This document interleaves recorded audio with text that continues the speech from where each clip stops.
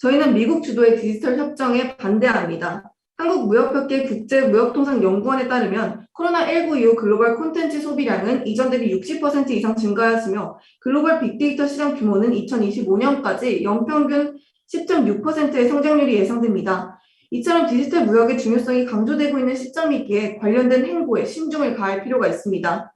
최근 바이든 행정부가 아시아태평양 동맹국가 영내 데이터 이동 및 신기술 표준화를 촉진하는 디지털 무역협정 체결을 검토 중이라고 밝혔습니다.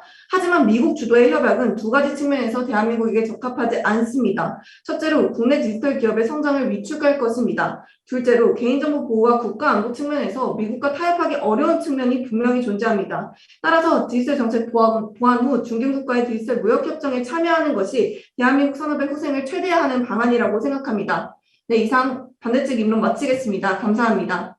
자유토론 시작하도록 하겠습니다. 한국 정부는 디지털 무역협정, 미국 주도의 디지털 무역협정에 참여해서는 안 됩니다.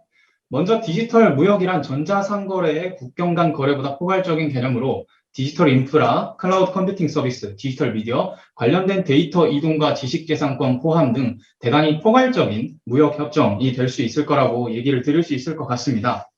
현재 미국이 주도적으로 무역협정, 디지털 무역협정을 하고 있는 것은 크게 USMCA, 미국과 멕시코, 캐나다에서 보이는 다자간 협정과 미국과 일본의 DTA, 양자간 협정으로 볼 수 있는데요. 현재 이 디지털 무역협정에서 미국이 주장을 하고 있는 의무 규정들로는 데이터의 국경 간 이전 자유와 데이터 설비의 현지화 요구 금지, 소프트웨어 소스 코드 공개 요구 금지, 그리고 위치 정보 국외 이전, 소프트웨어 소스 코드 공유, 그리고 인터넷 접근 이용 자유화 등이 포함되어 있습니다. 저희는 이 토론을 시작하기에 앞서서 찬성 측에 물어보고 싶습니다. 미국 주도의 디지털 무역협정의 모습 어떤 것으로 주장을 하고 계십니까? 참여하게 되는 국가는 어떻게 되고 양자간 협정입니까? 다자간 협정입니까? 그리고 가장 중요하게 예상되는 의무 규정들은 어떤 것들이 있습니까? 이것에 대해서 정확하게 답변 부탁드립니다. 이상입니다. 몇 가지 여쭤봐 주셨는데 일단 첫 번째로 저희는 미국 주도의 디지털 협정의 대표적인 모습으로서 지금 대파를 주장하는 바이고 또 핵심적인 관련 규정은 데이터의 국경 간 자유로운 이동이 있겠습니다. 왜냐하면 우리나라에는 데이터 무역 협정의 글로벌 규정이 최대한 빨리 수립되는 것이 중요한데요. 2020년 문체부 자료를 보면 우리나라의 디지털 무역 규모는 3천조 원이 넘습니다. 한국 콘텐츠 기업들의 매출 규모는 2019년 기준 약 126조 원에 달해 세계 2위를 기록하고 이는 우리나라의 반도체 수출 129조 원에 이어 3위를 기록한 정말 엄청난 규모라고 할 수 있습니다. 이에 한국무역협회 보고서는 한국의 산업구조를 고려했을 때 디지털화된 콘텐츠에 관세를 부과하지 않는 무관세 관행의 영구화에 앞장서야 한다는 결론을 내렸습니다. 한국은 디지털 무역 관련 규범의 국제협정을 통한 제도화와 표준화가 시급합니다.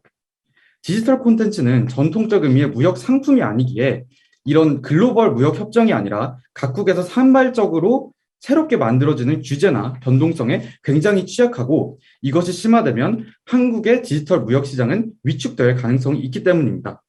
그렇다면 반대측에 질문 드리겠습니다. 반대측께서는 중견국들끼리의 협력을 말한 것 같습니다. 하지만 저희는 특히 디지털 분야에 있어서만큼은 중견국과의 협력이라는 전략은 유효하지 않다고 판단하는데요. 미국과 중국이라는 초강대국들은 데이터 관련 4차 산업혁명 기술에 굉장히 우선적인 그리고 강력한 기술을 보유하고 있습니다. 따라서 이런 국가들 사이에서 적절히 편승하고 이용을 해야 우리나라의 독자적 발전도 가능할 것인데 어떻게 미국과 중국 정도의 그런 기술력을 갖추지도 못한 중견국들끼리 유의미한 협정을 체결할 수 있을지에 대해 답변 부탁드립니다. 이상입니다. 첫 번째로 질문해 주신 내용이 중견국과의 협력은 유의미하지 않다. 그렇기 때문에 미국과 중국과 협력을 해야 된다라고 말씀을 해주셨는데 사실 말씀해 주신 그 디지털 무역협정의 지금 현재 토론을 위한 그림에는 대파라고 말씀해 주셨습니다. 대파는 대표적인 중견국 간의 협정이라고 할 수 있겠는데요. 싱가포르, 칠레, 뉴질랜드로 시작된 협정이고 현재도 미국은 일단 가입되어 있지 않고요. 중국도 가입되어 있지 않습니다. 그럼에도 불구하고 이 협정이 그 골자가 되어야 되는 이유를 묻고 싶습니다. 그리고 그렇게 보시기보다는 차라리 미국 주도의 디지털 무역 협정 만약에 그게 생긴다면 그게 어떨지에 대한 정확한 그림을 얻기 위해서는 저희가 처음에 말씀드린 USMC와 DTA와 훨씬 더 비슷한 구조가 될 거라고 예상하는 것이 합리적입니다. 그렇기 때문에 예상되는 의무 규정을 저희가 한번 짚어드리자면 그 둘에서 겹치는 의무 규정들을 한번 말씀드려 보겠습니다. 데이터의 국경 간 이전 자유화, 그러니까 무관세와 규제 완화, 규제가 사실상 없는 규제 완화가 되겠죠. 그리고 데이터 설비 현지화 요구 금지, 소프트웨어, 소스 코드 공개 금지, 인터넷 접근 및 이용 자유화, 인터넷 서비스 제공자의 책임 면제, 전부 다 우리나라 상황과 맞지 않는 정책들이라고 할 수 있겠는데요. 저희가 토론을 진행하면서 천천히 말씀드리겠습니다. 자, 그래서 대표적으로 맞지 않는 이유, 말씀해 주신 대로 저희와 미국의 기술 격차는 큽니다. 말씀해 주신 것과 달리 콘텐츠보다 더 중요한 것은 디지털 무역에서 전자상거래, 그리고 디지털 인프라, 클라우드 컴퓨팅, AI, 그리고 디지털 미디어 관련된 거라고 할 수 있겠는데요. 그 모든 산업에서 우리나라가 비교 10위 산업이라고 할 수 있겠습니다. 그렇기 때문에 미국이 들어온다면, 그리고 데이터 이전이 자유화된다면 사실 소비자 입장에서는 그런 규모의 경제에 입각해서 많은 것이 돌아가는 산업에서 국내 기업을 선택할 이유가 없습니다. 저희는 이제 기술을 개발하고 시장을 좀 활성화시키는 단계입니다. 그런 상황에서는 이런 협정이 적합하지 않습니다. 이상입니다. 먼저 앞선 반대 측의 주장에 대해서 짧은 대답을 드린 후 저희의 주장 이어가도록 하겠습니다. 대파가 중견국들 사이의 협정이라고 말씀해 주셨습니다. 네, 맞습니다. 현재는 중견국입니다. 하지만 저희 한국도 협력을 기대하고 있고 또 미국 바이든 행정부 또한 TPP로 복귀하는 것이 어렵기 때문에 대파로 들어가서 확대 발전하는 것을 목표로 하고 있습니다. 이는 과거 미국이 피프 협정에 들어가서 TPP로 확대 발전시킨 과정과 매우 흡사하기 때문에 우리나라도 대파를 포함한 이런 미국의 중심 디지털 네트워크에서 핵심적인 위치를 차지할 것으로 예상됩니다. 즉 대파라는 것이 미국이 합류함으로써 국제적인 규범으로서 기능할 가능성이 매우 크다라는 것을 말씀드리겠습니다. 저희가 조사한 UN 무역개발회의에 따르면 한국의 전자상거래 비중은 25%로 전 세계에서 가장 큰 비율. 국내 전자상거래 수출 기업은 제한을 기업 운영에 가장 큰 어려움으로 선정했습니다. 지속적인 우리의 전자상거래 발전을 위해서 한국은 그 어떤 국가보다도 데이터의 자유로운 이동 그리고 국제적인 데이터 무역 규범의 확립이 시급한 상황입니다. 하지만 중국 살펴보겠습니다. 중국은 데이터 보호주의를 밀고 있는 대표적인 국가입니다. 인해 전술로 막대한 데이터 자급자족이 가능한 중국은 정책 수립에 있어서 자국의 폐쇄적인 정치 상황을 반영할 것입니다. 이러한 상황에서 중국과의 협정은 데이터의 자유로운 국경 간 이동이 필요한 우리나라 전자상거래 시장에 결코 유리하게 흘러가지 않을 것이라는 입장입니다. 따라서 데이터 자유이동을 핵심으로 데이터 무역 규범을 형성하고자 하는 이러한 미국의 주도하에 우리의 목소리를 내는 것이 앞서 말씀을 드렸듯 전자상거래가 굉장히 중요한 비중을 차지하고 있기에 이러한 전자상거래 분야를 확보하고 발전시키기 위해서 매우 중요한 것으로 보여집니다. 저는 따라서 반대측께 질문 드리겠습니다. 한국이 미국 주도의 이런 자유로운 데이터 무역주의에 참여하지 않고서 어떻게 중국의 데이터 보호주의 하에서 이러한 산업 발전을 꾀할 수 있을지 구체적인 대안 제시 부탁드립니다. 감사합니다. 이상입니다. 먼저 대파에 대한 바이든 행정부의 입장을 저희가 공유를 드리고자 합니다. 2021년 7월 바이든 행정부는 더 이상 무역협정에 맺지 않겠다라고 밝힌 바 있습니다. 따라서 대파에 가입하겠다는 것은 단순히 찬성 측의 추측이라고 저희는 말씀드릴 수 있을 것 같습니다. 더불어서 찬성 측에서는 데이터 국경 간 이동에 대해서 이것을 자유화하는 것이 우리나라 기업에게 도움이 될 것이라는 방향에서 자료를 제시해 주신 것 같습니다. 하지만 저희는 그와는 반대되는 자료를 제시하고 싶은데요. 특히나 이제 디지털 관련 산업이 미국에 의존하고 있기 때문에 10개 중에 7개 기업이 모두 미국에게 크게 속해 있습니다. 그렇기 때문에 그들이 요구하는 의무조항이나 협정 같은 경우 우리가 맺었을 때 국내 디지털 산업이 상당히 생태계가 와해될 수 있다는 것입니다. 정책적 제어가 우리나라 내에서 불가한 상태에서 국내 시장에 대한 데이터만 무한정 제공하는 꼴이 된다는 것이죠. 이는 대한민국 정부가 추진하고 있는 정책적 방향과도 충돌합니다. 특히 이것을 예로 들어 보았을 때 2020년 5월에 통과된 전기통신사업법 개정안, 또 2021년 3월에 국회에 제출되었던 인앱 결제 법안과 같은 경우를 보았을 때도 이렇게 우리나라가 데이터를 무제한으로 제공하는 꼴이 된다는 것을 우리가 예상해 볼 수 있는데요. 이것에 대해서 미국 측도 우리 법안에 대해서 우려를 표명한 바 있습니다. 그렇기 때문에 저희는 장기적으로 국내 산업 투생을 감소시킬 것이라고 주장드리고 싶습니다. 첨언하겠습니다. 찬성 측께 질문이 있습니다. 대한민국은 현재까지 전통적인 데이터 보호주의에 입각한 데이터 보호 정책을 많이 시행을 해왔던 것으로 유명합니다. 대표적인 것으로는 위치 기반 정보 공개 이전 제한, 개인정보 공개 이전 제한 등과 같이 여러 가지 데이터 관련해서 보호 법안을 계속 시행해 왔던 것으로 이행을 하고 있는데 어떻게 갑자기 데이터 자유와 데이터 자유주의에 대한 논의를 그 이전 단계에 우리나라 산업이나 법안의 재정비 없이 갑자기 이해하실 수 있는지 그 단계의 논리적 비약 또한 질문드리고 싶습니다. 이상입니다. 지금 뭐 위치 정보 그런 데이터 제한을 말씀해 주셨는데 사실 그건 우리나라가 아직까지 분단 국가라는 특수성에 기인한 것이고 분명히 이제 자유롭게 공유해야 할 데이터와 그 다음에 보호해야 할 데이터는 구분을 해야 합니다. 다음으로 지금 지속적으로 저희 찬성 측과 반대 측이 대파에 대한 해석이 엇갈리고 있는데 저희는 반대 측에 꼭 답변을 들었으면 하는 게 지금 미국이 TPP에도 빠지면서 아시아 태평양 지역에 대한 영향력을 잃어가고 있습니다. 그런데 이 상황에서 실제로 대파를 제외하고서는 다시 아시아 태평양 지역의 영향력을 확대할 어떤 다자주의나 협정이 없는 상황입니다. 이런 상황에서 정말 미국이 대파를 그렇게 쉽게 포기할 수 있을지 여기에 대해 반대 측에 꼭 답변 듣고 싶습니다. 첨언하겠습니다. 지금 반대 측에서는 아까 뭐 핵심적인 뭐 USMCA나 DTA의 핵심적인 사항으로 소스 코드 공개 금지, 뭐 국경 간 이전 자유화 등을 말씀해 주시면서 이것이 한국의 상황과는 맞지 않다라는 주장을 해주신 것 같습니다. 하지만 이에 대해서 저희는 어떻게 한국이 직접적으로 연관이 있는지를 설명해 드리고자 합니다. 먼저 중국의 경우를 살펴보겠습니다. 중국은 최근 사이버 보안법을 통해 핵심 정보시설에 납품하는 해외 IT 업체에 소스코드 제출을 의무화한 바 있습니다. 또한 기업들에게 중국이 고안한 특정 암호화 방식을 사용하기를 강요하고 있습니다. 이러한 요구들은 새롭게 개발한 물건을 팔 때 설계도를 국가에 제출해라 라는 것과 다르지 않습니다. 소스코드와 알고리즘 등 핵심 정보가 유출되면 우리 기업에게 큰 타격이 될 수밖에 없는데요. 따라서 미국이 아닌 중국이 아태 지역에서 디지털 무역 규범의 틀을 잡게 된다면 만약에 미국이 힘을 키우지 못해서 한국에게 불합리한 요구사항이 더 커질 것이라는 것이 자명합니다. 또한 아태 지역 중 개도국의 경우 중국과 유사한 데이터 보호주의의 노선을 선택할 가능성이 매우 크므로 이를 막기 위해서라도 미국 주도의 디지털 무역 협정에 힘을 실어야 한다는 입장입니다. 이상으로 마치겠습니다. 말씀해주신 내용에서 이해가 계속 되지 않는 것이 있습니다. 그 이해가 계속 되지 않는 것은 우리나라가 지금까지 데이터 관련한 정책을 어떤 기조로 시행을 해왔는지에 대한 이해 차이입니다. 저희 반대 측은 계속해서 말씀드리는 것처럼 제한적 데이터 정책을 우리나라가 계속해서 시행하고 위치 기반 정보 공개 이전 제한이나 최근에 뭐 시행된 넷플릭스 법이라든가 인앱 결제 법안이라든가 아니면 미국 측에서 우리나라에 대해서 NDA 보고서를 통해서 인식하고 있는 바 자체가 우리나라는 대표적인 데이터 보호주의 국가로서 계속해서 우리나라의 산업을 지키기 위한 정책을 시행해 왔다라고 이야기를 합니다.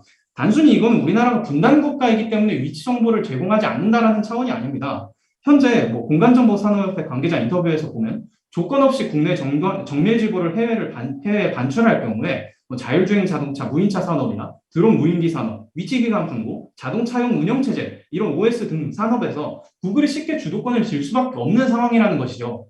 이미 우리나라의 기술 격차는 미국과 좁힐 수 있는 시점에서 이야기를 할 수 있는 것이 아닌데 미국 디지털 기업 전반으로 확장해서 이를 이해한다면 국내법에 대한 안보 상황 그리고 현재 산업 상황에 대한 이해 없이 미국 디지털 기업의 요구에 무제한적으로 동의를 하게 되는 결과를 낳게 된다는 것에 대해서 우리가 굉장히 심력 있게 우려하지 않으면 안 되는 부분이라고 예상이 됩니다. 네, 그리고 첨언하겠습니다. 중간 말씀해주신 발언 뒷부분에서 소스코드 이전 금지와 같은 중국을 겨냥한 규정들을 말씀해 주셨는데요. 그렇게 말씀하시면서 중국과 협력하는 게 오히려 더 안 좋다라고 비교하시는 발언을 해주셨습니다. 하지만 저희 토론의 논제로 한번 다시 돌아가 봐야 합니다. 저희 토론의 논제는 미국 주도의 디지털 무역 협정에 가입해야 하는가 마는가이지 미국과 중국 중에 선택해라라는 논제가 아닙니다. 저희는 그런 입장에서 미국이 적합하지 않다라는 말씀을 드리는 것이고 그리고 우선 미국이 정말 저희와 협력할 수 있는 상대였다면 분단국이라는 거 알고 안보 예정에 해당한다는 거 알고 구글 지도를 그렇게 강력하게 요구하지 말았어야죠. 그렇지 않았기 때문에 저희는 적합하지 않다는 겁니다. 이상입니다. 일단 반대 측에서 계속 짚어주시는 게 결국 미국 주도의 무역협정에 참여를 하게 되면 우리나라 정보가 다 넘어가서 우리나라 기업에 피해가 된다. 이런 걸 계속해서 말씀해 주시고 계신 것 같은데 사실 반대 측에서도 말씀하셨듯 이미 미국과 중국이라는 이 초강대국 사이에서 4차 산업혁명 경쟁, 우리나라가 이길 확률은 거의 없습니다.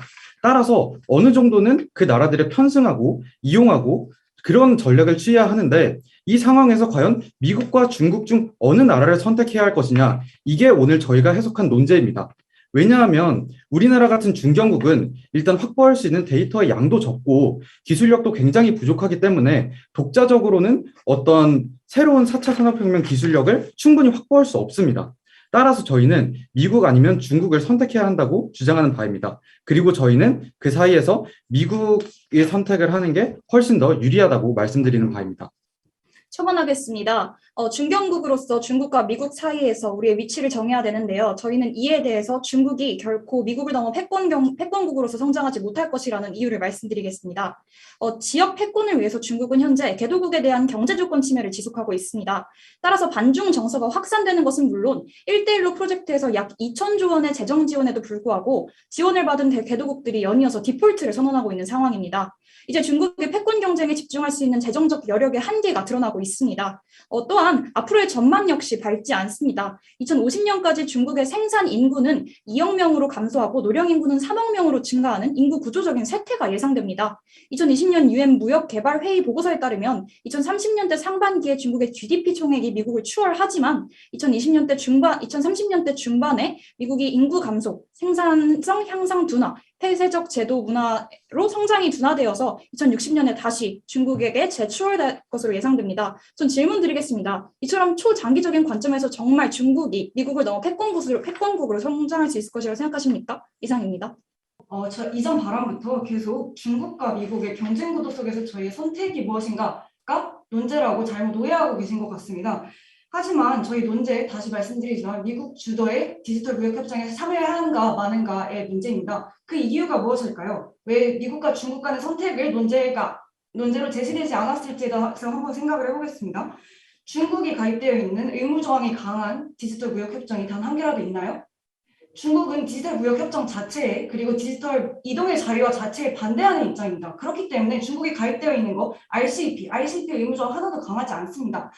WTO에서 회의할 때도 중국은 계속적으로 의무조항을 최대한 줄이고 의무조항에 대한 예외조항을 늘리는 방향으로 얘기를 하고 있습니다. 그런 상황에서 저희가 중국과 미국을 선택하는 문제가 아니라 미국이 모든 산업을 주도하고 있는데 그 상황에서 저희가 우리 산업을 어떻게 잘 키울 수 있을까, 어떻게 잘 보호하면서 키울 수 있을까라는 얘기를 우리가 논의하는 게 적합하다고 생각합니다. 하나의 방법으로 예시를 하나 드려드리겠습니다. 유럽 같은 경우에도 지금 미국을 선택하지 않고 GDPR을 강행하면서 자신의 산업을 잘 키우고 있습니다. 그런 방향으로 저희도 좀 보호하면서 산업을 키워갈 수 있을 거라고 생각합니다. 네, 첨언하겠습니다. 입론에서 찬성 측께서 미국 주도의 협정으로서 대파라는 것을 제시해 주셨습니다. 하지만 저희 양측 다 인정하였다시피 현재 중견국가의 협상이라고 인정을 해주셨습니다. 다만 찬성 측께서는 미국이 가입할 여지가 크다, CPTPP나 다른 거에는 가입할 여지가 없다고 말씀해 주셨는데 저희는 그 부분에 대한 정확한 증거를 먼저 부탁드리고 싶습니다. 저희가 왜 그렇게 생각하냐 하면 바이든 행정부에서 우선 어떠한 디지털 협정에도 참여하지 않겠다라고 밝힌 바 있고요. 특별히 참여 의사를 직접적으로 밝힌 곳이 한 곳도 없었습니다. 그리고 CPTPP를 생각해 보았을 때 이것은 기본적으로 TPP가 전신이었고 미국이 리드하였다는 점에서 충분히 여지가 있고 뉴질랜드나 일본에서도 돌아오라는 요구를 계속해서 했기 때문에 네, 이 점 말씀드리고 싶습니다. 이상입니다. 일단 저희 찬성 측과 반대 측은 우리나라의 디지털 무역이 얼마나 중요한지에 대해 둘 다 동의하고 있는 것으로 보입니다. 그런데 저희가 왜 미국과 중국 중 하나를 선택하는 문제라고 생각을 했냐면 지금 4차 산업혁명 기술의 특성상 먼저 그 해당 기술의 표준을 마련한 국가가 거의 모든 그 관련 기술을 다 장악하는 그런 구조입니다. 그래서 지금까지의 미중 패권 경쟁은 협력도 어느 정도 기반이 됐다면 이제는 과도한 경쟁으로 나아갈 수밖에 없다는 해석입니다.